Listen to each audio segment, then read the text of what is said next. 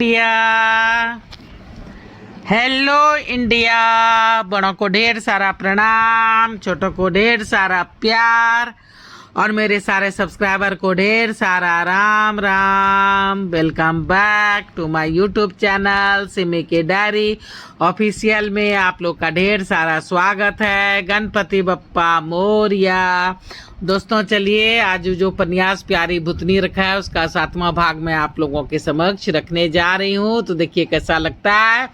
झुमरू और डॉली खाना खा लिए हैं और बाहर टहल रहे हैं। तो झुमरू बोलता है कि डॉली आज मैं तुम्हें अपने बारे में बताना चाहता हूँ। तो डॉली बोलती है ठीक है, लेकिन मेरी शर्त है कि तुम्हारी तो सुन लूंगी क्योंकि तुम खुद बता रहे हो, पर मैं अपने बारे में तब तक नहीं बताऊंगी जब तक कि मैं खुद नहीं चाहूँ। तो तुम मुझे अपने बारे में बताने के बाद फिर अब मेरे बारे में बताने के लिए मुझे जोर मत देना। झुमरू बोलता है हाँ ठीक है। तब डॉली बोलती है ठीक है बताओ। दोनों बैठ करके झुमरू डॉली जो है सो बैठ के झुमरू की बात सुनने लगती है।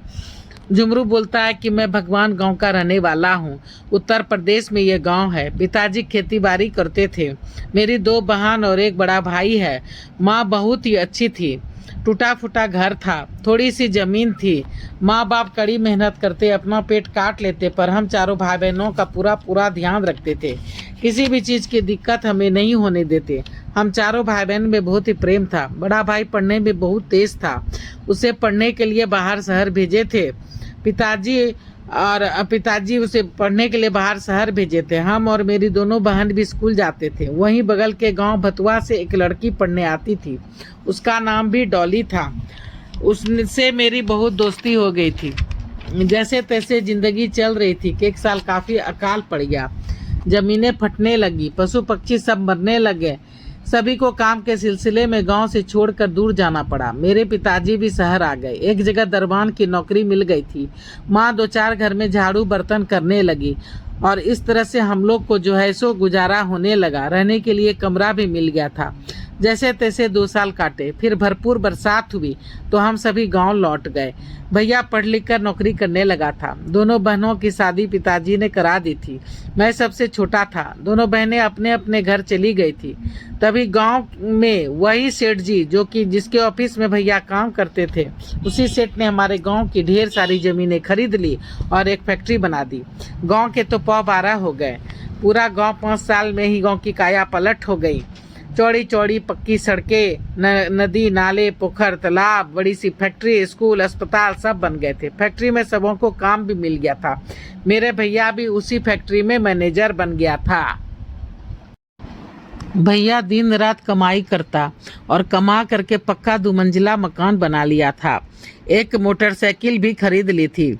दोनों बहनों के घर भी पक्के के बनवा दिए थे। दोनों जीजाजी को भी फैक्ट्री में काम लगवा दिया था। सब बहुत अच्छा से चल रहा था। माँ पिताजी अब घर पे ही रहते थे। भैया की तनख्वाह से ही घर चलता था। सभी भैया को शादी कर लो कह के थक गए थे, पर भैया शादी के लिए मान ही नहीं रहा था। किसी के समझ में नहीं आ रहा था कि आखिर बात क्या है। भैया की भी उम्र हो चली थी। मैं भी 20 का हो गया था, पर सबसे छोटा होने के कारण दुलारा था। ऊपर से अब थोड़ा बहुत अमीर हो गया था। घर में सब सुख सुविधा मिल रहा था। भैया ने गाड़ी भी खरीद लिया था। कहा मैट्रिक पास कर जाएगा तो दूर कॉलेज में नाम भी लिखवा दूंगा, पर मेरी तरह तुम्हें घर से दूर नहीं रहना पड़ेगा। माता पिताजी के साथ ही रहना और यहीं से घर कॉलेज आना जाना। मैं बहुत खुश था। पॉकेट में पैसे आ गए थे। ढेरों दोस्त बन गए थे। खेती बाड़ी में से मन उबने लगा था। माँ पिताजी अब भी खेती बाड़ी पे ध्यान देते थे। अब उनकी उम्र हो चली थी, इसलिए दूसरों से खेत जोतवाते और दूसरों से खेती करवाते थे। एक दिन पिताजी बाजार गए थे बीज लाने के लिए। वहीं गाड़ी से टक्कर हो गई। अस्पताल में भर्ती करवाना पड़ा। बहुत पैसे खर्च हुए, पर उनको लकवा मार गया था। 2 साल बिस्तर पर पड़े रहे, फिर दुनिया से विदा हो लिए। माँ भी बीमार रहने लगी। बड़ा बेटा शादी नहीं कर रहा। आखिर क्या बात है। लोग बातें बनाने लगे थे। जितनी मुँह उतनी बातें। कोई माँ को दोष देता तो कोई भाई को ही गलत कहता। मैं भी आवारागर्दी करने लगा था, सिगरेट शराब पीता, जुआ भी खेलता, पढ़ाई में भी 4 साल लगातार फेल हो गया था, जिसके कारण पढ़ाई छूट गई थी। मजबूरन फिर से थोड़ा बहुत खेती पर ध्यान देना शुरू कर दिया था। माँ अक्सर बीमार रहने लगी थी। एक दिन दोपहर में मैं अचानक घर पहुंचा तो दरवाजे पर ही रुक गया। माँ जोर जोर से रो रही थी। माँ बोल रही थी, क्या बात है पिंटू, तुम्हें तुम्हारे मरे बाप की कसम, तुम्हें मेरी कसम, सच सच बताओ कि तुम शादी क्यों नहीं कर रहे, तुम शादी क्यों नहीं करना चाहते। इतने प्यार से तुम्हें पाला पोसा, कभी किसी भी चीज की दिक्कतें नहीं होने दी, पर जिस चीज का जिक्र मैंने कभी नहीं किया अब लोग करने लगे हैं। उठते बैठते ताना देने लगे हैं। घर से निकलना दुभर हो गया है। बाहर नहीं जाती तो घर में आके मोहल्ले की औरतें सुना देती है कि तेरी कमाई खा रही हूँ। दोनों बेटियों को संवार दिया, सारे सुख सुविधा हैं, पर तेरी शादी नहीं कर रही। आखिर सौतेली माँ जो ठहरी।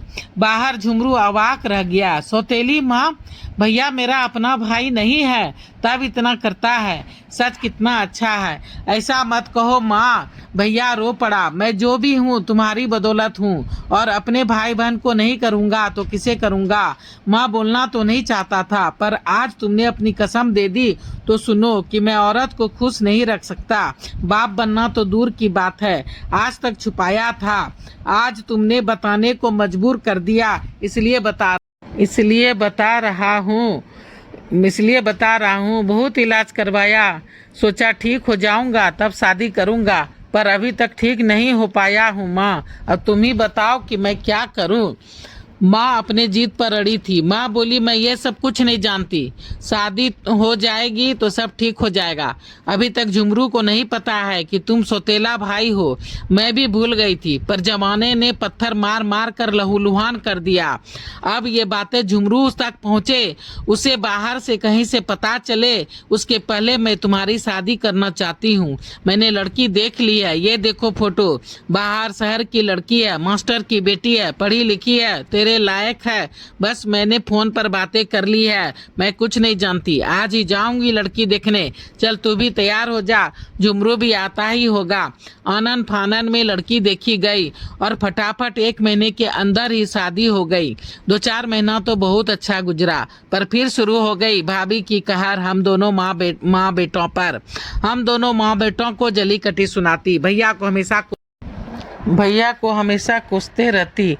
हम दोनों माँ बेटा जान करके भी अनजान बने रहते। शायद भैया पति सुख देने में असमर्थ है, इसलिए चिड़चिड़ाए रहती है, पर क्या करते। माँ अक्सर रोते रहती।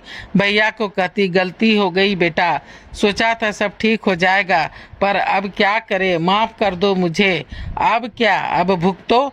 दिन रात का सुख चैन खत्म हो गया है माँ। इससे तो अच्छा होता कि तुम मेरी शादी की जिद ही नहीं करती, झुमरू की शादी करा देते, तो क्या झुमरू का बच्चा मेरा बच्चा नहीं होता।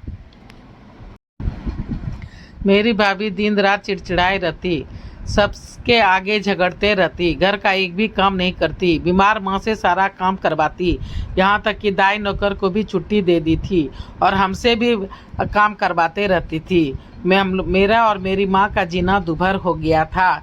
बहन लोग का भी रो रो के बुरा हाल था। दोस्त लोग भी भैया को काफ़ी समझाते, हम सभी परेशान हो गए थे। तो चलिए दोस्तों, मैं प्यारी भूतनी का 7वां भाग यहाँ पर ख़त्म करती हूँ। फिर आगे का पार्ट आप लोग के समक्ष रखूँगी। अगर पहली बार चैनल पे आएँ तो सब्सक्राइब कीजिए और बेल बटन ज़रूर दबाइएगा, ऑल का बटन ज़रूर दबाइएगा, ताकि मैं जब वीडियो डालूँगी तो आप लोग को नोटिफिकेशन मिलेंगे। अब मैं अपनी वाणी को यहीं पर विराम देना चाहती हूँ। जय भोलेनाथ, हर हर महादेव दोस्तों, और आप लोग को ढेर सारा थैंक्स मेरा वीडियो को देखने के लिए।